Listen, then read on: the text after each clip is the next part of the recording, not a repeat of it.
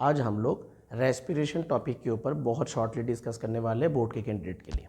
ठीक है, तो चलिए शुरू करते हैं, बहुत शॉर्टली डिस्कस करेंगे। Okay, now respiration in animals. Okay, पहले तो है कि ये एक ऑक्सीडेशन प्रोसेस है, ऑक्सीजन ऐड होता है और उसके साथ साथ ब्रेक डाउन होता है फूड का, दैट इज ऑक्सीडेशन। उसमें क्या होता है, कॉम्प्लेक्स ऑर्गेनिक कंपाउंड का ब्रेक डाउन होता है जो कि इनटेक किया फूड, ठीक है, और उसके थ्रू एनर्जी प्रोड्यूस होता है। उस एनर्जी को हम लोग क्या बोलेंगे, एटीपी बोलेंगे। एटीपी किससे प्रोड्यूस होता है, एडीपी से प्रोड्यूस होता है। एडीपी के साथ और एक फॉस्फेट जब ऐड हो जाता है तब एटीपी बन जाता है, एडीपी एडेनोसिन डाइफॉस्फेट, और उसके साथ और एक फॉस्फेट ऐड हो जाता है, उसको कहते हैं एडेनोसिन ट्राइफॉस्फेट। हालांकि ये मोनोफॉस्फेट से आता है, एडेनोसिन मोनोफॉस्फेट प्लस फॉस्फेट हो गया adenosine diphosphate, adenosine diphosphate plus phosphate, that will be adenosine triphosphate. Okay, तो ये लॉन्ग प्रोसेस है, चलिए अभी शॉर्ट रिविजन चल रहा है। ठीक, अच्छा, तो हम लोग को ये याद रखना है कि रेस्पिरेशन दो टाइप के हैं, एनारोबिक रेस्पिरेशन और एरोबिक रेस्पिरेशन। एनारोबिक रेस्पिरेशन में ऑक्सीजन की ज़रूरत नहीं होता, बिना ऑक्सीजन की फूड का ब्रेकडाउन हो जाता है। और एरोबिक रेस्पिरेशन में क्या होता है कि ऑक्सीजन के प्रेजेंस में फूड का ब्रेकडाउन होता है और बहुत सारा एनर्जी रिलीज होता है। इसका रीज़न बहुत सारा क्यों बोला, क्योंकि एनारोबिक में ऑक्सीजन नहीं होता है, इसलिए एनर्जी जो होता है वो कम अमाउंट में प्रोड्यूस होता है। और एरोबिक रेस्पिरेशन में तो ऑक्सीजन होता है, इसलिए बहुत ज़्यादा अमाउंट ऑफ प्रोड्यूस होता है। तो इसका अमाउंट आप मतलब याद कर सकते हो कि 38 अमाउंट ऑफ एनर्जी प्रोड्यूस होता है दो स्टेप में। एक में एरोबिक रेस्पिरेशन दो स्टेप में होता है, ठीक है। तो एक जो सेल के साइटोप्लाज्म में होता है वो ग्लाइकोलाइसिस प्रोसेस है, और जो माइटोकॉन्ड्रिया में होता है वो क्रेब्स साइकिल है। और ग्लाइकोलाइसिस में 2 एटीपी प्रोड्यूस होता है, और जो माइटोकॉन्ड्रिया में क्रेब्स साइकिल होता है उसमें 36 एटीपी प्रोड्यूस होता है, ठीक है।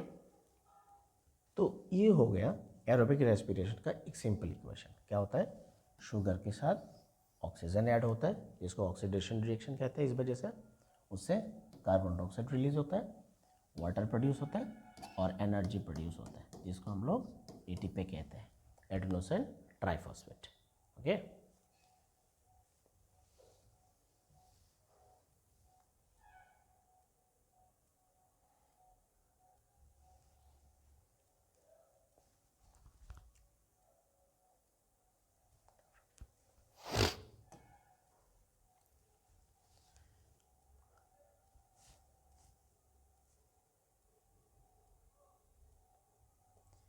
ह्यूमन रेस्पिरेटरी सिस्टम का एक सिंपल सा डायग्राम ये है, जो कि नसल कैविटी से शुरू होता है, जिसको हम लोग क्या कहते हैं, नोज कहते हैं।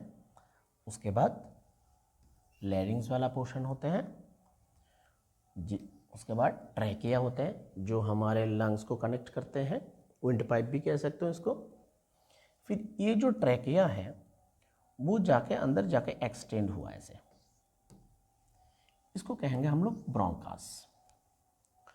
और वो एक्सटेंड होने के बाद फर्दर एक्सटेंड हुआ,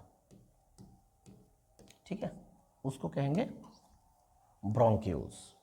ठीक है, हमारे लंग्स के दो लोब होते हैं, दो साइड होते हैं, लेफ्ट लोब राइट लोब्स, ठीक है, पता है आप लोगों को। और ये जो ब्रोंक्यूल्स है, ब्रोंक्यूल्स के साइड में मतलब एकदम सामने वाले पोर्शन में लगभग बॉल टाइप के बहुत सारे ऐसे गैस चैम्बर्स होते हैं, जिसको हम लोग एल्वियोलाई कहते हैं, है ना।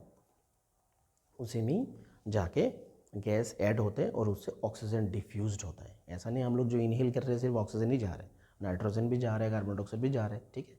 उसका कुछ डीपली मैकेनिज्म है ना। तो 10 में उतना डीपली नहीं आता, सिर्फ इतना याद रखना कि हम लोग लेते सभी गैस है, लेकिन उसमें से ब्लड में डिफ्यूज्ड होता है, मेम्ब्रेन के थ्रू डिफ्यूज्ड होता है ब्लड के साथ, वो है ऑक्सीजन।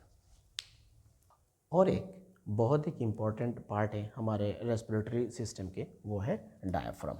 डायफ्राम क्या है, एक मस्कुलर ट्यूब है, ट्यूब तक एक मसल्स होते हैं जो हमारे लंग्स के रिलैक्सेशन और कॉन्ट्रैक्शन में हेल्प करते हैं, सपोर्ट करते हैं। ये है एल्वियोलाई का एक सिंपल स्ट्रक्चर। अभी एल्वियोलाई में क्या होता है, जब उसके साइड में ऐसे जो ब्लड वेसल्स जो होते हैं उससे ब्लड मतलब कंटिन्यूसली सर्कुलेट होते रहते हैं, और उसका जो मेम्ब्रेन होते हैं उसके मेम्ब्रेन के थ्रू क्या होता है, डीऑक्सीजनेटेड ब्लड के साथ क्या होता है, कार्बन डाइऑक्साइड डिफ्यूज्ड हो जाता है फिर से जो हम लोग रिलीज़ कर रहे हैं, और ब्लड के साथ ऑक्सीजन डिफ्यूज्ड हो जाता है। ठीक है, ये जो आप लोग कैपिलरीज देख रहे हो, ठीक है, ये सभी एल्वेओलाई है। ठीक है, ये ब्रोंक्यूल्स है, ये ब्रोंक्यूल्स है, ये ब्रोंक्यूल्स है। ठीक है, रेस्पिरेशन डिफ्यूशन के थ्रू भी होते हैं। जैसे कौन करता है? एमीबा डिफ्यूशन के थ्रू करता है, क्योंकि उसके बॉडी में सिर्फ मेम्ब्रेन ही है और कुछ तो है नहीं। स्किन के थ्रू करता है आर्थवर्म। ठीक है, गिल्स के थ्रू करते हैं फिश, हम लोग करते हैं लंग्स के थ्रू। ठीक है, एम्फीबियंस दोनों के स्किन के थ्रू करते हैं, लंग्स के थ्रू भी करते हैं। ठीक है, स्पाइरिकल्स वो भी एक रेस्पिरेटरी ऑर्गन है, किसमें? ग्रासहोपर में, कॉकरोचेस में, हाउस फ्लाइज में, मॉस्किटोज में। ठीक है, anaerobic respiration. Anaerobic respiration human body में कब होता है? जब हम लोग अचानक से कोई विगोरसली कोई काम कर ले या फिर अचानक से कोई ज़्यादा वर्क कर ले, तो हमारे बॉडी में सफिशिएंट अमाउंट ऑफ ऑक्सीजन नहीं होता एनर्जी रिलीज़ करने के लिए। तो उस टाइम पे एब्सेंस ऑफ ऑक्सीजन, मतलब पूरा ऑक्सीजन नहीं होता, थोड़ा बहुत ऑक्सीजन होता है, उस टाइम पे क्या होता है, हमारे मसल सेल्स में बहुत जल्दी से ताकि ऑक्सीजन तो है नहीं, अभी एनर्जी तो देना पड़ेगा, है ना, तो इस वजह से ये रेस्पिरेशन होता है जिसको हम लोग एनारोबिक रेस्पिरेशन कहते हैं। और उस टाइम पे लैक्टिक एसिड फॉर्मेशन होता है जिसकी वजह से हम लोगों को टायर्डनेस फील होता है, कभी कभी मसल्स क्रैम्प भी होता है। ठीक है, लेकिन रेस्पिरेशन जहाँ पे भी होगा उसका एक ही मोटिव है, एनर्जी रिलीज होगा ही होगा उस टाइम पे। ठीक है, एनारोबिक रेस्पिरेशन जब ईस्ट के बॉडी में होगा तो उसमें ऑक्सीजन तो होता ही नहीं, क्योंकि ईस्ट को ऑक्सीजन नहीं चाहिए, है ना। उस टाइम पे वो ग्लूकोज को ब्रेक डाउन करेगा एल्कोहल में, कार्बन डाइऑक्साइड तो प्रोड्यूस करेगा ही करेगा, और उसके साथ एनर्जी प्रोड्यूस करेगा। और इसी वजह से ये अल्कोहल प्रोड्यूस करता है, इसी वजह से ईस्ट को मतलब बहुत सारे फैक्ट्रीज वगैरह में, कंपनीज वगैरह उसको यूज़ करते हैं। ठीक है, ओके।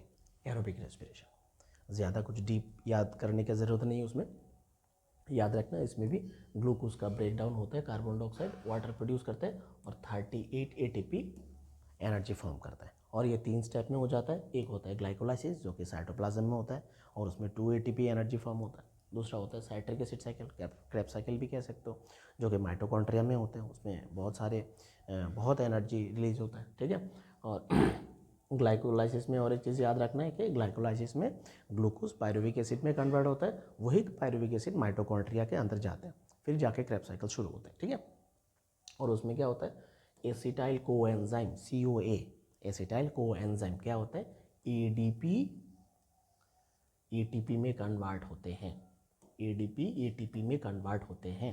ठीक है, इसको याद रखना है कि ADP पहले मोनोफॉस्फेट, उसके साथ फॉस्फेट ऐड होता है, डाइफॉस्फेट हो जाता है, उसके बाद और एक फॉस्फेट ऐड होता है तो ATP फॉर्म हो जाता है।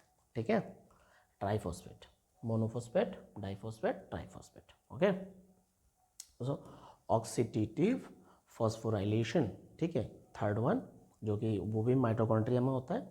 ओके, तो ये 3 प्रोसेस, ज़्यादा डीप नहीं, सिर्फ इसका नाम याद रखना है। ठीक है,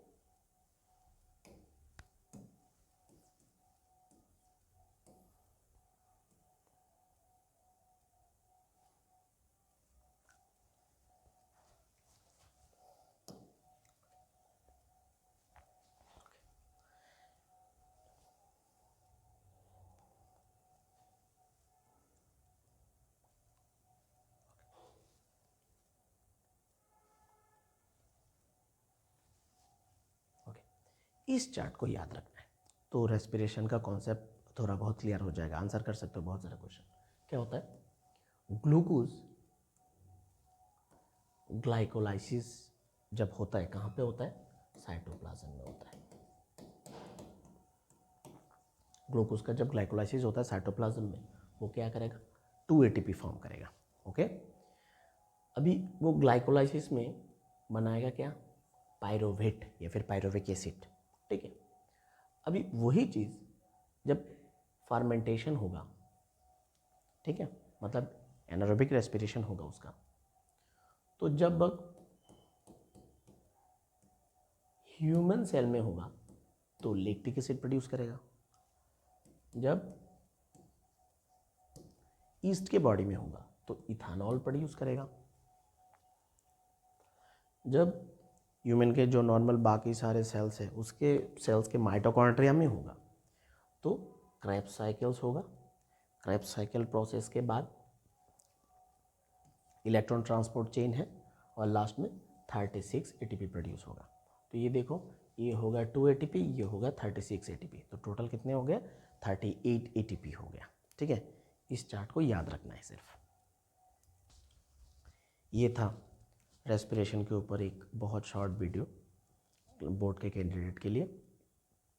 नेक्स्ट वीडियो में हम लोग एक्सक्रीशन वाले पार्ट के ऊपर एक बहुत शॉर्ट वीडियो बनाएंगे।